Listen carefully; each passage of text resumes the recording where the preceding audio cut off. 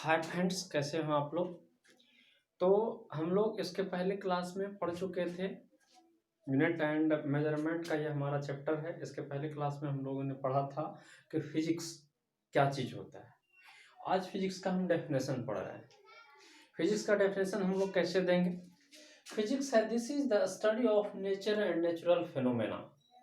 ये सबसे पहले स्टडी है नेचर का, क्योंकि आज तक साइंटिस्ट ने कोई भी इंस्ट्रूमेंट बनाया, कोई भी इन्वेंशन किया, सबसे पहले उसके सामने था पूरा ब्रह्मांड, पूरा पृथ्वी। इसलिए न्यूटन ने सबसे पहले पूरे ब्रह्मांड के बारे में सोचा। उसके अभी के समय में कम्युनिकेशन सिस्टम उस समय नहीं था, अभी मोबाइल बना है। पहले मोबाइल तब पृथ्वी का अध्ययन होता, ऐसा नहीं है। पहले कंप्यूटर बनता, अभी कंप्यूटर बन रहा है। कहने का मतलब है कि पहले नेचर में जो पहले एग्जिस्ट कर रहा था उसका अध्ययन किया इन्होंने। इसलिए कह रहा है physics is the study of nature and natural phenomena. Nature का अध्ययन करके और उसका फिनोमेना, उसका घटनाओं का, उसके क्या ऐसा गुण है, उसमें क्या ऐसा प्रॉपर्टी है जिससे ये पूरा ब्रह्मांड जो है चल रहा है, दिन रात सुबह शाम हो रहा है, क्यों ऐसा हो रहा है। इसीलिए कह रहा है कि study of nature and natural phenomena, उसके अध्ययन करते हैं। उसके बाद कह रहा है it is important for all branches of science.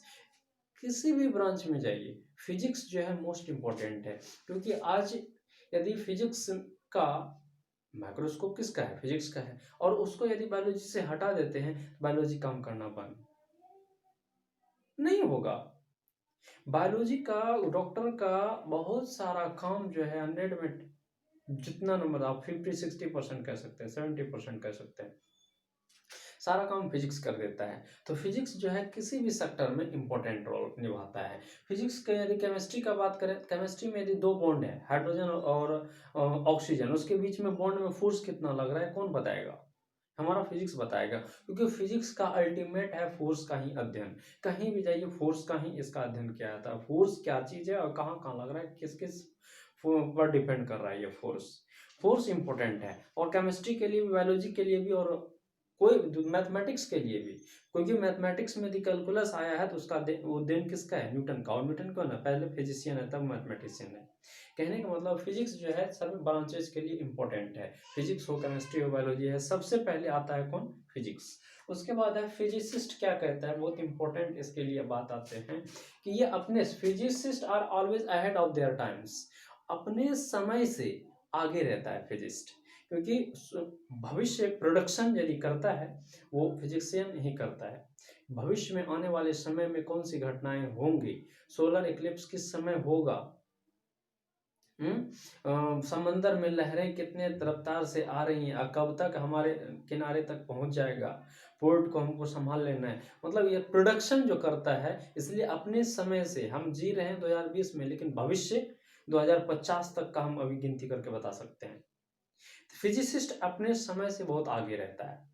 फिर कहता है the two principal thrust in physics. Physics में जनरली जो है दो बातों पर मेन फोर्स फोकस किया जाता है, फोर्स डाला जाता है। वो बात है कौन कौन, यूनिफिकेशन और रिडक्शनिज्म। यूनिफिकेशन क्या चीज होता है, रिडक्शनिज्म क्या चीज होता है। यूनिफिकेशन कोई भी चीज मान लेते हैं बहुत स्प्रेड है, तो उसको हम कुछ ऐसा जानते हैं, ऐसा हम उसको कोशिश करते हैं करने का, वो एक लॉ दिए और पूरा यूनिवर्स को समेट लिया। वो यूनिफिकेशन मतलब कोई भी छोटे छोटे टुकड़ों में जो बटा हुआ है सारे को एक जगह करना, एक करना, उसको कहते हैं यूनिफिकेशन। जैसे न्यूटन ने ग्रेविटेशनल फोर्स दिया, और उसके पहले ढेरों फोर्स था, लेकिन ग्रेविटेशन फोर्स आने के कारण बहुत सारे फोर्स एक में मर्ज हो गए। तो उसको कहते, कहने का मतलब अब तो कोई सारा फोर्स जो है इसी का जो है एप्लीकेशन है, इसी का कहीं ना कहीं पार्ट्स है। इसी एक फोर्स के आधार पर, ग्रेविटेशन फोर्स के आधार पर ब्रह्मांड के जितने सारे फोर्स हैं सारे सारे को अध्ययन कर सकते हैं। मतलब एक यूनिफाइड किया, उसी को कहते हैं यूनिफिकेशन। और ये थ्रस्ट एरिया है फिजिक्स का, अल्टीमेट गोल यही है कि बहुत सारे स्प्रेड चीज को एक जगह कर दें, और दूसरा रिडक्शनिज्म, मतलब जो एक जगह किया हुआ उसको क्रिस्टल में बदल दें, क्रिस्टल, ताकि सोलर सिस्टम घटना घटित होता है। ठीक है, अब हमको इससे क्या समझ में आया, तो नहीं, रिडक्शनिज्म मतलब छोटे छोटे टुकड़ों में, पार्ट में हमको बदल करके हमको भी ये समझाने के लिए बना है कोई सिस्टम, तो वो है रिडक्शनिज्म। जैसे थर्मल पावर में करंट बनता है, बिजली बनती है, ये हमको पता नहीं है, लेकिन इसका सिस्टमेटिक अटेम्प्ट यदि इसका हम निकालेंगे, स्टेप वाइज अध्ययन यदि हम इसका करेंगे, हमको भी पता होगा कि रियल में थर्मल पावर में इलेक्ट्रिक करंट कैसे बनता है। तो इसी को कहते हैं रिडक्शनिज्म। अब आगे बात करेंगे कि रिडक्शनिज्म के बाद इसमें स्कोप ऑफ फिजिक्स क्या चीज होता है। ठीक है,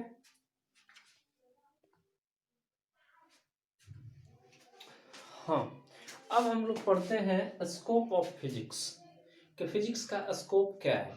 यूँ छोटे से शब्दों में हम ये कहें कि स्कोप क्या है फिजिक्स का, तो हम सीधा से ये कह सकते हैं कि एक इलेक्ट्रॉन, अभी तक कवार्क की बात तो छोड़िए, 12th क्लास में है, इलेक्ट्रॉन से लेकर के सबसे बड़ा यूनिवर्स है, इसके बारे में यहाँ तक इसका स्कोप है। सबसे छोटा पार्टिकल जो है, इलेक्ट्रॉन से लेकर ये ब्रह्मांड का अध्ययन, ये सारा स्कोप है फिजिक्स का है। ये पूरा पार्ट, पूरा एरिया फिजिक्स का है, इतना इसका स्कोप है। इसलिए स्कोप थोड़ा सा इसका डिफाइन हम कर लेते हैं। स्कोप ऑफ फिजिक्स क्या है? Scope of physics is truly vast and wide. Scope of physics is truly vast and wide. It covers a tremendous range of magnitude. Tremendous range है इसका मतलब, इसका बहुत ज़्यादा रेंज है।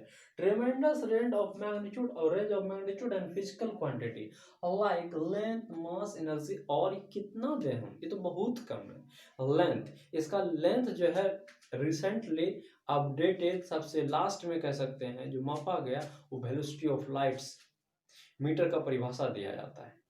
कहने का मतलब है कि इसका रेंज बहुत ही ज्यादा है, ट्रिमेंडस है। Physics has two main domain of study. Mainly इसका जो है डोमेन जो होता है, जो कि इसके पहले हमने कह दिया कि इलेक्ट्रॉन से लेकर यूनिवर्स तक, इसका अध्ययन फिजिक्स में हम कर सकते हैं। मतलब दुनिया का ऐसा कोई चीज नहीं बचेगा जिसमें जो है फिजिक्स जो है नहीं है। फिजिक्स का हर जगह एप्लीकेशन है, आप हर एक कदम चलते हैं और उसमें फिजिक्स है।